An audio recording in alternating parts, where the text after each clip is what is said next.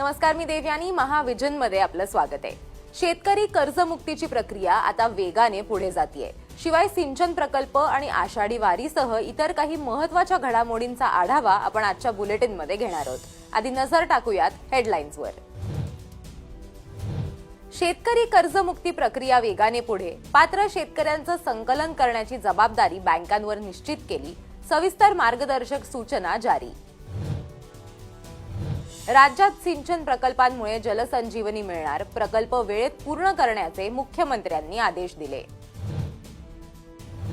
छायाचित्रांद्वारे उपमुख्यमंत्री अजित पवारांच्या जीवन प्रवासाचे दर्शन. मुख्यमंत्र्यांच्या हस्ते प्रदर्शनाचं उद्घाटन झालं.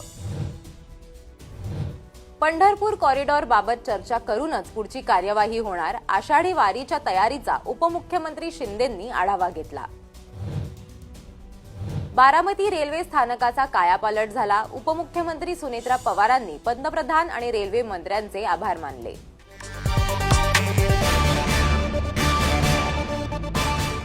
पहिली बातमी आहे शेतकरी कर्जमुक्ती योजनेसंदर्भात. अनेक संकटांनी घेरलेल्या शेतकऱ्यांना सरकारनं कर्जमुक्तीच्या माध्यमातून मोठा दिलासा दिलाय.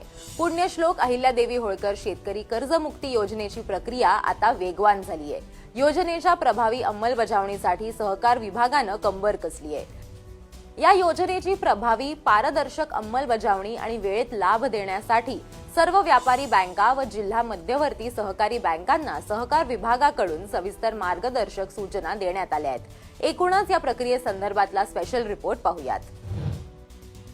शेतकरी कर्जमुक्ती योजनेला आता वेग आलाय. योजनेसाठी पात्र शेतकऱ्यांची माहिती अचूक स्वरूपात संकलित करून पोर्टलवर अपलोड करण्यासह प्रत्येक टप्प्यावर समन्वयाची जबाबदारी बँकांवर निश्चित करण्यात आली आहे. योजनेचा लाभ थेट आणि पारदर्शक पद्धतीनं पात्र शेतकऱ्यांपर्यंत पोहोचवण्यासाठी बँकांकडून शेतकऱ्यांचा सविस्तर तपशील मागवण्यात येत आहे. बँकांना युद्ध पातळीवर काम करण्याचे आदेश राज्य शासनानं दिलेत. या प्रक्रियेत कोणतीही त्रुटी राहू नये म्हणून बँकांना मुख्यालय आणि जिल्हा स्तरावर विशेष नोडल अधिकाऱ्यांची नियुक्ती करणं बंधनकारक करण्यात आले. कर्ज खात्यांचे 2 स्वतंत्र गट करण्यात आले. आधार क्रमांक उपलब्ध असलेली कर्ज खाती आणि आधार क्रमांक उपलब्ध नसलेली कर्ज खाती. ज्या खात्यांमध्ये आधार क्रमांक उपलब्ध नाही अशा खात्यांची स्वतंत्र यादी तयार करून ती बँक शाखा, विकास संस्था तसेच गाव पातळीवर प्रसिद्ध करण्यात येणार आहे. आधार प्रमाणीकरण पूर्ण झाल्यानंतर व्यापारी बँकांच्या लाभार्थ्यांच्या कर्ज खात्यात कर्जमाफीची रक्कम थेट जमा केली जाईल. कर्जमाफीची रक्कम जमा झाल्यानंतर सर्व लाभार्थी शेतकऱ्यांना कर्जमाफीचे प्रमाणपत्र देण्यात येणार आहे. या संपूर्ण प्रक्रियेमुळे पात्र शेतकऱ्यांची अचूक ओळख, माहितीची पारदर्शक पडताळणी, तक्रार निवारणाची प्रभावी व्यवस्था आणि कर्जमाफीचा लाभ वेळेत पोहोचवणं शक्य होणार आहे. योजनेच्या अंमलबजावणीसाठी राज्यातील सर्व बँकांकडील पात्र शेतकऱ्यांचा डेटा विशेष पोर्टलवर अपलोड करण्यात येते. एकूणच या योजनेचा उद्देश केवळ कर्जमुक्ती देणं नसून शेतकऱ्यांना आर्थिकदृष्ट्या सक्षम करणं, त्यांचा आत्मविश्वास वाढवण्याचा आहे. या योजनेचा लाभ 56 लाख शेतकऱ्यांना मिळणार आहे. सुमारे 36,500 कोटी रुपयांच्या या योजनेमुळे महाराष्ट्रातील शेतकऱ्यांना मोठा आधार